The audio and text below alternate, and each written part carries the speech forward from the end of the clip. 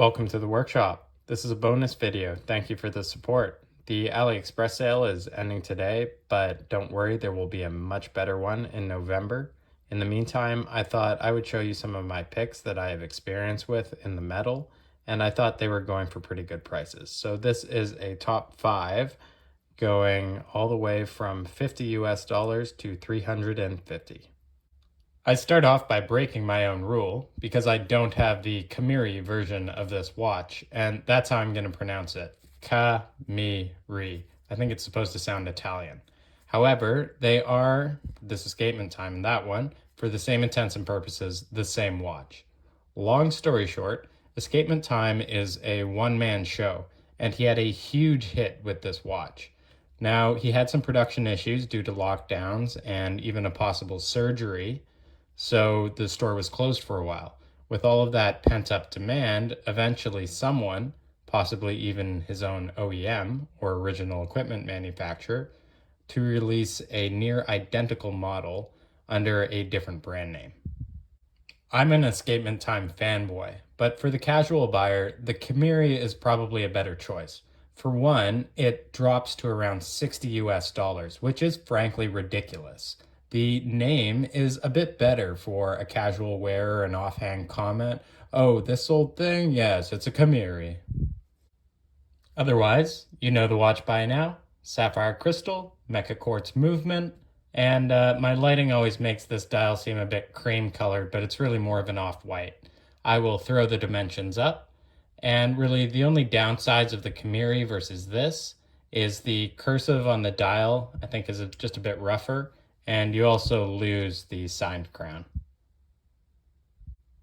Next up, we have the new Caddison diver I reviewed this week. The takeaway from the dimensions is that it's 0.5 millimeter smaller than the better known San Martin, and that's in the length and the width. The real value is the sale price of $90 USD, and especially that's skipping the bracelet, which you should do. They shot themselves in the foot here. The finishing is nice, especially the end links, but what really ruins it for me is these rivets. And if you look at the clasp, they actually prevent you from using any of the micro adjustment system. The other downside is the bezel being a bit wiggly, and it just lacks a premium feel. Now, with that in mind, it's a fantastic summer beater with an approachable size. In this color, I kind of like it because you can joyride the hype train and for peanuts, and you're still not going full homage. In the middle, we have the San Martin Pilot in bronze. I'll be reviewing this in a few weeks, but I had to show you just before the sale ends. For under $140 US, you are getting a bronze automatic from a brand that is rapidly leaving the affordable sphere. And no spoilers, but I think this is the superior bronze Pilot, both in terms of the much thinner lugs, and it has a golden hue, a very rich sort of rose gold tone to the bronze. So it just goes to show that when they list bronze, it's not all cut from the same cloth. It has a sapphire crystal. It's running a YN55A. That's actually from Epson. It's kind of the sister line to the Seiko line of movements, and that's made for the Orient brand. The crown is screw down, and the back is stainless steel and also screw down. So, you know, you can get it wet, but be careful because the bronze will patina. And it has a nice strap with quick release pins, and it also has, great to see, a bronze buckle. Pardon the pun, the real steal is getting this watch in steel on a bracelet for around the same price. There's a few more dial options, but it is basically the cheapest way to try one of San Martin's excellent bracelet and class combos outside of a quartz watch. In fact, I would be sorely tempted by that option if it weren't for the next entry.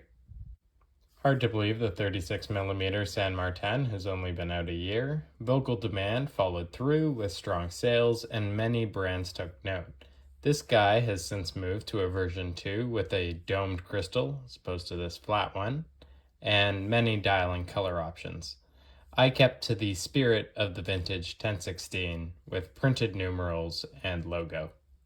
I wear this a ton. It's the first one I grab. It fits my lifestyle, and I'm never really stressed about wearing it. The bracelet will ruin lesser renditions for you. It's in the Goldilocks zone of sturdiness versus comfort. And I really actually prefer it to the strap code that was on my previous daily wearer. And for that reason, I think the 19mm lugs are not going to be a big issue for you on the new one. But what really does faze me is the upward creeping prices on these. So be patient and wait for a sale, and you can get one for around $250, $260.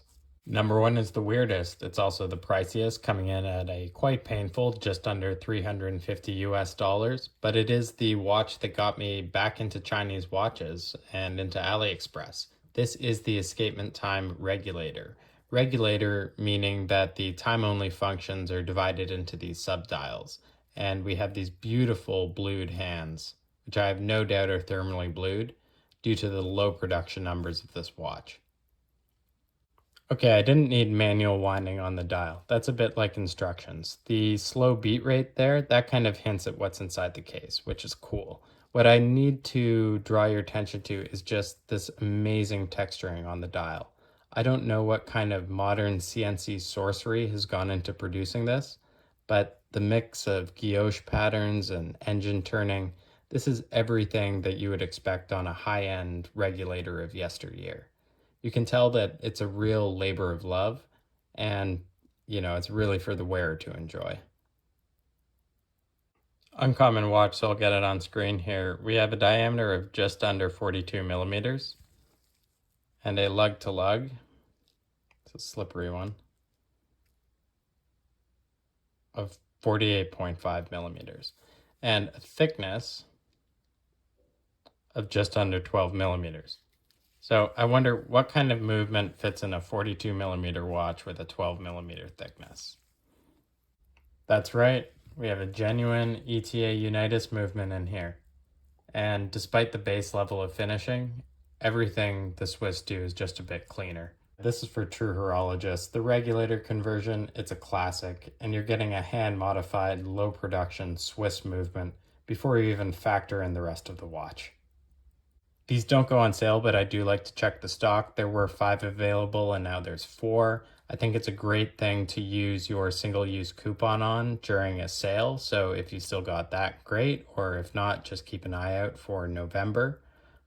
This watch is available in a much cheaper version with a Chinese movement, but I would really hesitate to do that because the Swiss movement inside this means that it will be able to be fixed by anyone, anytime. And this is a watch that you really want to hang on to forever. Why is it so hard to nail down a collection? But really, thanks again for the support. Tune in next time because on Watch the West, we'll be doing a Seiko chronograph.